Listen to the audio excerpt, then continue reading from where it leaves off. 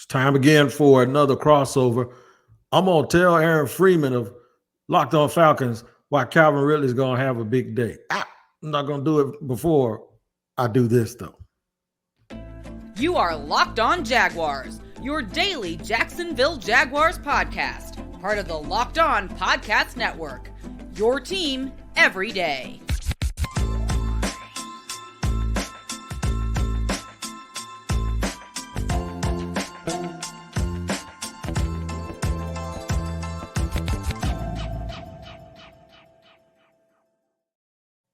To another episode of Locked On Jaguars and Locked On Falcons. Both are your team every day, and we both thank you for making us your first listen. This crossover Thursday episode is brought to you by PrizePicks, the easiest and most exciting way to play daily fantasy sports. Go to prizepicks.com/LockedOnNFL and use code all lowercase LockedOnNFL for a first deposit match up to $100. Now, we are your team every day. We always thank you for making us your first listen and reminding you that we're also free to subscribe to on our YouTube page. Just make sure you tap into both YouTube pages and hit the like button. Make sure you subscribe and then hit the bell so that you receive all notifications of us dropping an episode. And then wherever you get your podcast, audio-wise, just make sure you tap in every day so you don't miss an episode. And shout out to the everydayers of both Locked On Jaguars and Locked On Falcons. I'm Tony Wiggins, and that's my man, Aaron Freeman. What's going on, brother? It's going all right, man. I was glad to be talking with you, man. It's been a minute since we did one of these crossovers. Yeah, it's been. Now, did I get your @ right? I made this up. You see your @ down there? Is that right? Yeah, but technically, I don't know if my @ is right because I just got suspended from Twitter today. No, I'm being. You didn't have to share that. I'm just I'm kind of being funny. I wanted to make you laugh and then have everybody wondering why you're laughing. My man got the first thing I did when we queued this up. I say, what the hell you do to get kicked off? But Aaron's like the nicest dude I know, right? What you doing getting kicked off? It was just something that was really, really innocent where he was taking up for Meg Thee Stallion against the dude that's locked up for he got convicted. I'm not gonna have to say allegedly. He got convicted for shooting in the foot. Yeah. And he just had something to say and they got him. So he's like, I just don't know, man. They suspended like the nicest dude I know. So it's just crazy. I'm just wondering when they coming for me with all of that evil stuff that comes out of my mouth or off of my fingertip on social media. But here's what we're going to do. This is Crossover Thursday. We are going to lay down the law. First segment, biggest storylines for both teams. Second segment, biggest matchups. And then the third segment, we're going to split it up. What leads to a win for both teams? And then we're going to make a prediction. I'll even give a score. Aaron doesn't have to. All right, man. So it's on you to tell me. I was going to say what's happening in Atlanta, but guess what? No, what's happening in London and what's going to happen in London and what are the biggest storylines for your Falcons? Yeah, I mean, for the Falcons, they got punched in the face last week. That's what Drake London said after the game. The Lions kind of took it to them. They shut down their run game. They were the first team in 17 games in a row where the Falcons had rushed over 100 yards rushing, and the Lions were the first team to shut that down, and the Falcons really didn't have an answer. The Lions basically forced them to play left-handed, which was throwing the football 45 times in that game and dropping back to pass 45 times. Unfortunately, all of those weren't pass attempts because 7 of those pass attempts were sacks, and the Falcons could not protect Desmond Ridder, and basically after getting punched in the face, after getting knocked down, can the Falcons get back up again and sort of reestablish their identity as that physical football team? And that's what they're going to try to do across the pond in London this week. That sounds good. I have to, before I get to my stuff, ask you something, though, because we cannot escape the Aiden Hutchinson versus Trayvon Walker comparisons. When I saw that he had a day, and then I heard that what you just said, I didn't realize that the Falcons, and I'm not trying to discredit Aiden, but they gave up 7 sacks. It wasn't just him. It was everybody having a party in the backfield, right? That shocks me because of all of the capital, whether it be free agency or retention or draft capital the Falcons have used on their offensive line. So did that surprise you as well?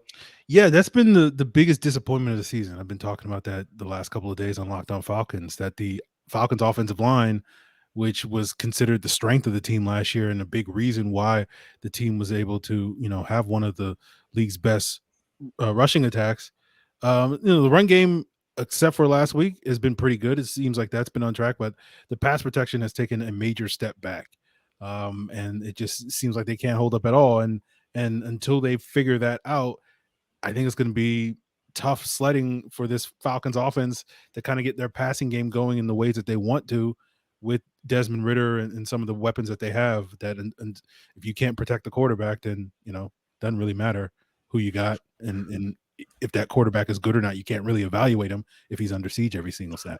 Well, I got news for Falcon fans. The Jaguars have struggled rushing the passer. Okay, so this is the second team in a row that have come in, and the Jaguars are playing them after they struggled blocking people to protect their quarterback. CJ Stroud came in here all rookied up, right? Looking, smelling like Similac, and all of that stuff, just smelling like a little baby, right? Mm-hmm. Powder on his chest. Got sacked 11 times in the first 2 weeks. Guess how many times the Jaguars got to him last week with 3 first-round picks as edge rushers? Nada. They didn't touch him. In fact, the kid could have baked cookies and done his own taxes. He was back there so long. So for the Jaguars, our thing is find the pass rush. The defense had played well up to that point. In fact, the first 2 games, the defense was the thing that was going on. So where do I start? I'm starting with there, but that's not where I'm going to end. And the offense has to crank it up and be more consistent.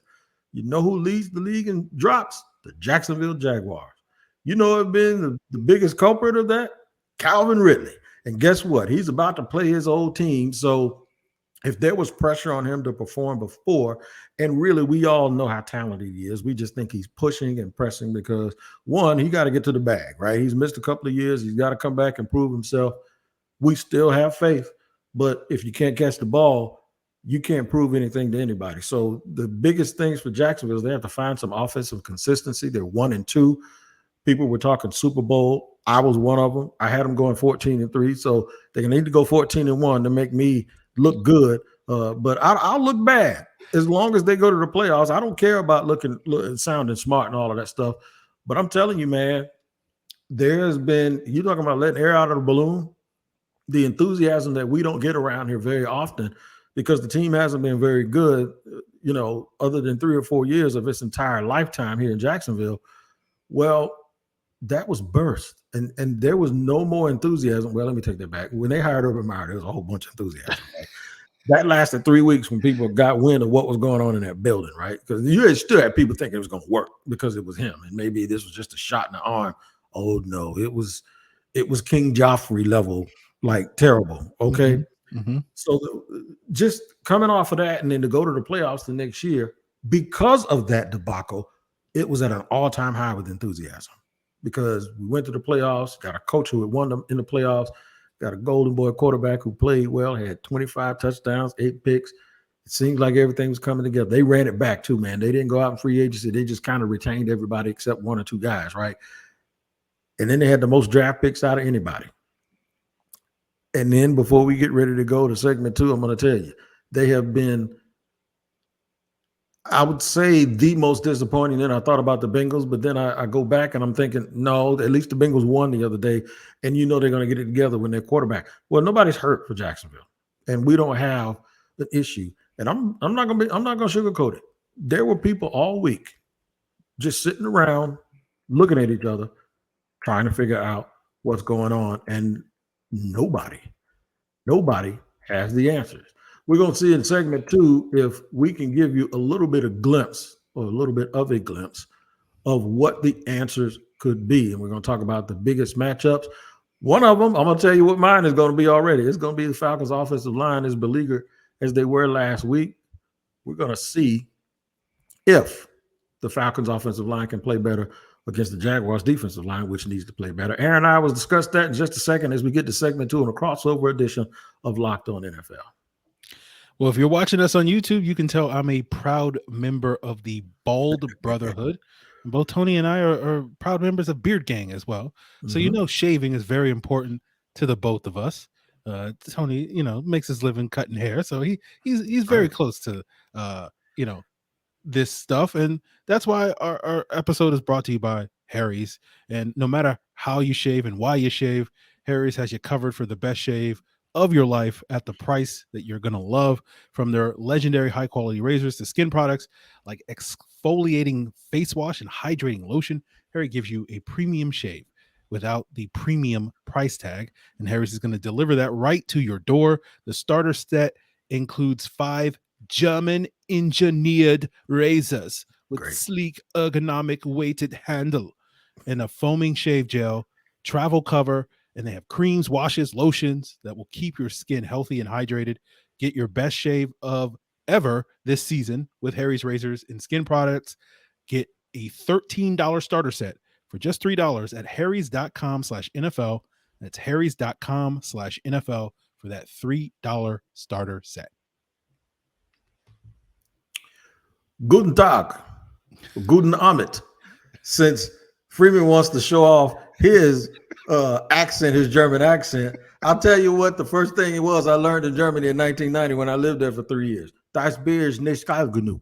That means this beer is not cold enough because they wanted to serve a brother room temperature beer. So I can show off to Aaron Freeman doing these German accents on here, man. You gonna do German accents? You keep getting kicked off social media. Come on, man. You can't be flexing on me on here. No, seriously though, man. Biggest matchups. You're the guest of honor, man. We're gonna let you go first. Yeah, I mean, you talk about Calvin Ridley, and that's kind of the thing, right? It's like not really a homecoming, but like, just Calvin Ridley against his former team.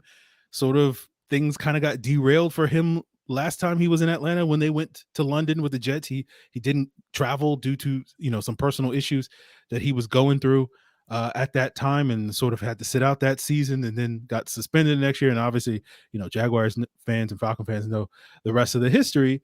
And so what is it going to be, going up against his former team? You're talking about him pressing, but we all know, as you said, Tony, he's a very talented receiver. And how do the Falcons match up with him?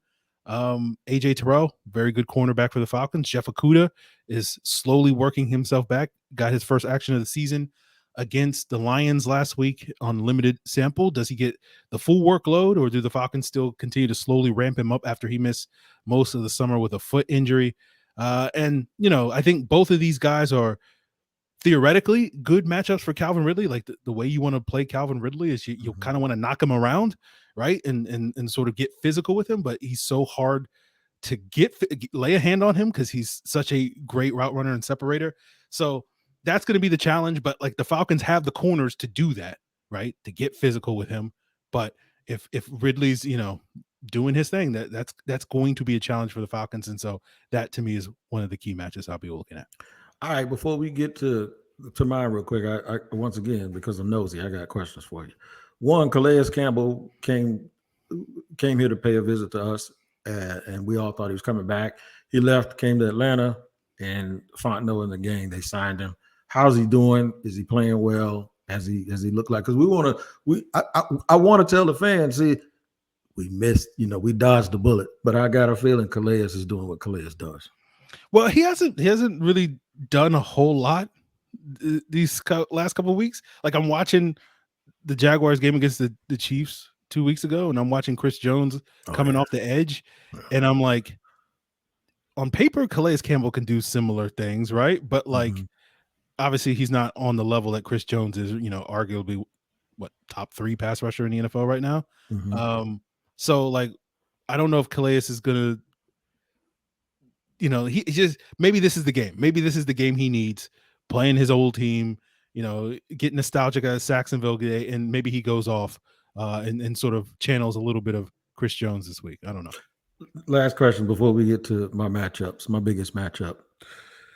What's going on with Kyle Pitts, man? I mean, to be honest, I'm a Florida State supporter, right? So I wasn't hating. I had to say this just for housekeeping. When he was at Florida and he was going off on somebody, catching the ball all over the place. Somebody said he's one of the 5 best tight ends in the world, regardless of levels. And I said, nonsense. Kind of like King Joffrey told that dude, like, I do got enough money to buy your daughter, right? Like nonsense, right? And I argued with the dude for 2 or 3 days about it on Twitter. Turns out I'm probably right? But I still think he's not even doing in the pros what I thought he would do. So can you give us a little information on why Kyle Pitts hasn't shown up to be the dude that they drafted him to be? Yeah, I mean, the Falcons offense isn't really built to air it out. It's not really built to feature one guy. You know, like when they get a favorable matchup, like a couple of years ago when Kyle Pitts was putting up monster numbers as a rookie, it was mostly because teams were like, hey, we're going to man up the Falcons receivers. And the Falcons were like, okay, we'll just throw go balls to the Kyle Pitts.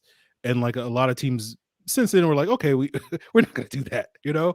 And so with that being said, like Kyle Pitts is still a big factor in the Falcons offense, but like he's not going to, this offense isn't really suited to him, you know, getting 10, 12 targets every single week. He's going to get 3 to 5 targets.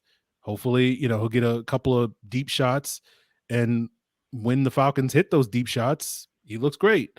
When they don't hit the deep shots, which they didn't do last year with Marcus Mariota, and they hit one to Pitts in week 1 against the Panthers late in the game. Then they had dialed up one early against the Lions, missed it. And after that, it was just like a couple of chain moving plays early in the game and then pretty quiet after that. All right. So for the Jaguars, I normally would say, because of what I've seen from Bijan, and of course, if Cordell Patterson was still, you know, healthy with the role that he had a couple of years ago, I would be like, you got to stop the run. You got to stop the run. Because Desmond Ridder doesn't scare anybody, right? And I haven't given up on him, but I just, at this point in his career, Ridder doesn't scare. He scares me more with his legs and extending plays than anything. So I really do believe if you're depending on running backs to kill the Jacksonville Jaguars, then you're going to go home without nothing to eat, because that ain't going to happen. They play that part of the game really, really well. So the part for me is they still have to get to the passer, because even though I just said what I said about Desmond Ridder, he is an NFL quarterback. And if you give an NFL quarterback time with those tall receivers, Aaron Freeman, you or I could come open if nobody presses him, and he's going to have an outlet for the ball. Then something else happens. Now, if you extend the play for a long time and it's sort of a scramble route, you get tired. Somebody like Bijan Robinson catches the ball and it's a one-on-one situation, he's hard to tackle. He's really hard to tackle, though, when you're not in a familiar place, because it was a little bit of a scramble route, and now he kind of got you in punt return territory. That's the thing that scares me, that, and then the jump balls, because they have a basketball team when you look at both of their receivers as well as their tight end. It concerns me a little bit. Jonnu concerns me. Anytime they played the Titans, Jonnu does play for you guys, right? Because I get names wrong. Yeah. But anytime they played the Titans, I remember that little dude coming out there on those little waggles and those little routes and catching the ball, and he runs like a big running back. So for me, it all comes down to beating the offensive line of the Falcons, which if you asked me at the beginning of the season, I would have told you that that was the hardest team, one of the hardest teams that they would have to face from an offensive line standpoint, them and probably San Francisco that's on their schedule because of Trent Williams. Because that's how much respect I have for the guys that are – that's one of the few teams I don't cover where I could literally name every guy on the line, because they retain guys in free agency, McGarry, Linderbaum, and then they went out. They have been fortifying that for a number of years now. That's my biggest concern. The Jaguars actually have to show a damn pass rush and show that they have a pulse to be able to get the other team off the field on third down. So what we're going to do here in segment 3, we're going to tie all of this together. Eventually going to give you our predictions for the game. But what actually leads to a win? And I know we just gave you those matchups, but sometimes it's something else. I think the Jaguars special teams, because they gave up a block field goal and a block return last year, the Jaguars special teams, well, I got a little message to them, and hopefully they're already feeling that way. We got a message for the Falcons too, with what they're going to do to them. I'll tell you all about that in just a second here as we continue Locked On Jaguars and Locked On Falcons crossover style. I'm going to get to our sponsor for today. That sponsors our crossovers, and that is PrizePicks.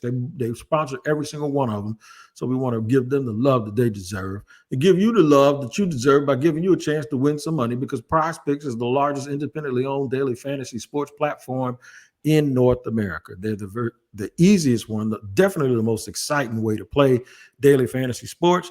It's just you against the numbers. Instead of battling thousands of other players, including pros and sharks that are there just to get blood out of the water, you pick more or less than on 2 to 6 players stat projections and watch the winnings roll in. Now, I can attest to this myself. I cashed out 3 times in 24 hours and the money was in the bank. The third time, the money was in the bank within like minutes. Before I even tell my wife, it was there. She knew it was already there, which means I haven't seen one lick of it, right? So go to prizepicks.com/LockedOnNFL. Now that's lowercase, and use the code lowercase all together LockedOnNFL for a first deposit match of up to $100. Let me say it again. Go to prizepicks.com/LockedOnNFL lowercase, and use lowercase LockedOnNFL for a first deposit match up to $100. Have fun and make you some money on PrizePicks. All right, man, we're running it down here. Third and final segment. My bad, Aaron. I know you're supposed to say that, but I'm so used to talking. I just said it anyway. Don't worry about it. Do you, man? That's right. That's right. You gotta shut me up, man. You're like my wife. My wife says he's just going and he don't stop. So, this is why I love doing crossovers with you, Tony. I know it, man. She probably heard me say something about me not getting that money back too. So I'm looking at her to come around that corner. And any minute, if you see me do like this, that means I'm in trouble, right? So yeah. So let's go with. I'll go first because I'm gonna let you have the last word since you're the guest. What leads to a win? Jamal Agnew make up for fumbling 3 times in the last 4 games and return a punt or a kickoff or a touchdown. We need one play. They have been trying so hard in Jacksonville to make a play that they're pressing. I really want to believe that's what it is because that's the last thing I got before I just say they ain't as good as I thought they were, right? And Trent Baalke screwed up the last 2 drafts and free agency. The last thing I got is guys are just pressing. That's it. I ain't got, because after this, I have no more excuses. So the way you do that and the thing that can change the game instantaneously is the same thing that changed it in a negative way last week, and that was giving up. They gave up a 79-yard touchdown, Freeman, to a dude that's built like me and you together. He's 70-pound football. He was like 5'9", right? Dude looked like Reggie Bush taking his kickoff. It was a kickoff. There were 4 guys around him, and he just kind of looked at him, and it was like meet me. He's just like, all right, man, I'm going that way. And he scored a touchdown. And we're sitting there like they had took the lead. It was 17-0. They crawled back into it. The fans were going crazy. And here's Lou Gehrig or whatever, Babe Ruth running down the sideline with a touchdown in the wrong sport. I'm like, I knew they were going to lose at that point. So now I'm telling you, they got to have a play just like that to win. And it's all on Jamal Agnew because I'm a little bit mad at him. I like him a lot, but he's fumbled. He doesn't touch the ball a lot on offense, maybe twice a game. He's fumbled 3 times in the last 3 games. Well, 3 of the 4 games, the last 4. In the playoffs, on the 4-yard line as they were going in to score, and twice the last couple of weeks. And I'm about tired of it, okay? I'm going to give him a chance to make a play and change the game around. I'm going to say special teams play is what breaks this game open, but it does it in a positive way for Jacksonville. Okay. I think that makes sense to me because like I look at this game and I'm like, I'm watching these last couple of games for the Jaguars and I'm like, this team feels snake bitten, bad turnovers, special teams, you talk about that. How did they score that on that kickoff return? I have no idea. And so, I think for the Falcons, just play clean. Don't give the Jaguars anything they need to sort of jumpstart, and get their mojo back, I guess, is what you would say. And, both of these teams have started slow the last couple of weeks. Like Jacksonville hasn't scored a first half touchdown since week 1, right? Falcons haven't started slow. They're killing teams in the fourth quarter until last week, but they're really not doing anything in the first 3 quarters. So pretty much like the key for the Falcons to win this game is probably goes for both teams. If you score in the first quarter, like I don't know if they're going to come back and, there's going to be 2 quarters where ain't nobody scoring. So if anybody gets off to a fast start in this game, and it would be nice for the Falcons to get off to a fast start for the first time this year. I think that's going to be the key for either one of these teams, but especially Atlanta. Coming into this, I assumed that the Falcons were kind of where the Jaguars were last year, like a year away from making a bunch of noise. But watching them over the first 2 weeks, no, they're one of the, who they remind me of, and I know this is easy. This is like low-hanging fruit. They remind me of the Titans. And I know Arthur Smith came from there. They remind me more of the Titans. The GM Fontenot came from New Orleans. They remind me of way more than Tennessee with the defense, the offensive line that was supposed to be the investment in the running backs, the tight end position, having big receivers that aren't dudes that just going to go on long route, but they're just going to out physical you and nasty you And having a quarterback that isn't a great passer, but he's gritty and he's a gamer. And that like guys like that, Tannehill and Cordell Stewart. Remember, he was like that. You know, it's like you can nitpick and point at all the things that's wrong with him, but what you can't ever say is he ain't got no heart, right? Bortles was like that. Blake, when we had him. So, teams like that scare me. The Jaguars are familiar with playing overseas. I know the Falcons have been over there before too. I don't know how much that's going to help them because even though the logo is familiar, it ain't a bunch of the same players. It's so. I hope you're right. So let me give you a score prediction here. I'm going to give you one of those European scores because it seems like every time they get over there, somebody misses an extra point or goes for two when they're not supposed to. I'm going to go to 22-19 Jacksonville. And I don't know who the Falcons kicker is, but I think Brandon McManus could make it from 50. I'd say 19-19 is the score, and then Brandon McManus kicks a walk-off field goal and wins the game for Jacksonville. Yeah, I mean. Oh, you can leave it right there. You said, yeah, that's it. You don't have to say nothing else. I know Falcons fans might get pissed off, but Jacksonville fans definitely ain't going. You can just leave it right there if you want to. Well, the Falcons kicker is Younghoe Koo. He's generally pretty good, but he did miss. He's missed a couple of kicks this year, so we'll see about that. I think this is going to be a game. Like sounds like I'm just repeating myself every single week on these crossovers. Like it's going to be a close game. It's going to be the fourth quarter. It's going to be a one-score game, and then in the final 5 minutes, someone's going to have to make a play, and that team's going to win the game. That's basically it. And the first 2 weeks, the Falcons were that team. Last week, it was Detroit. That was the team. And we'll see this week. For me, like, I think Jacksonville is very beatable based off how they played this year. Yeah. But at the same time, I'm like you, Tony. I'm like, this team is better than what they've shown this year. So, and the Falcons are notorious for being the get-right team, right? The Lions had 1 sack in the first 2 weeks, and they got 7. See what I'm talking about? Yeah. Like, so, why against us? What? Yeah. Right. So it's hard for me to I can see the Falcons being 3-1, but it's harder for me to see the Jaguars being 1-3. And so I think the Jaguars, and because I think Trevor Lawrence can do some Trevor Lawrence things, I think they'll probably be the team in the fourth quarter that makes the play, and we'll see. So I got the Jaguars winning this one like 24-20. See, first time in a crossover history that somebody was just straight up honest. Y'all gonna get a whooping. So it's the first time in history that two evenly matched. Now I know if the Chiefs gonna play the Texans, that John Hickman and Cody Davis, they ain't gonna stand tall from Locked On Texas. They'll be like, yeah, we're gonna play hard. We're gonna be a hard fought game, but we're gonna lose 27-26 or something. You just flat out said it. That's why you went, yeah, when I said what I said, because it sounds like a blueprint to beat y'all, doesn't it? I even brought up the kicker, and you told me to do it ain't all that. So, yeah, I think it's set up pretty good, and I think we can look back on this. We could retrospectively look back on this Sunday night. This might be my Monday show, in fact. I might ask Ross if I could do that. Ross Jackson. Shout out to Ross Jackson, Locked On Saints. I might ask Ross, can I do that? Can I just play back the play that when we were omniscient and we picked the Jaguars to win by the same result? No, but seriously, man, I think it's going to be a good game. I think it's going to be a fun game. I think both teams, the Jaguars need to win more. And I think at this point, the Falcons are playing with house money because nobody really expected. They won't see this way, but nobody expected them to be as competent as they have. I wouldn't feel so bad about the Detroit win because Detroit did that to Jacksonville last year. They smoked us. And then they lost to the Bears. They got smoked by the Bears. And that game would have got them into the playoffs in week 17. So, no, man, I have to see how much of last week was an anomaly for Jacksonville and if they could get back to being them true selves. One of the things I've been saying all week is you got to know what you look like. You got to know what your face looks like without standing in front of the mirror.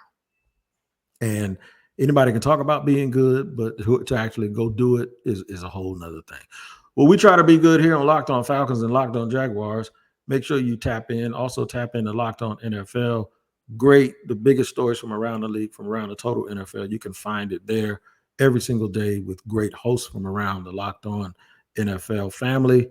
And until this game Sunday, Aaron Freeman and Tony Wiggins are telling you to take care of each other. And we'll see you next time here on both Locked On Falcons as well as Locked On Jaguars.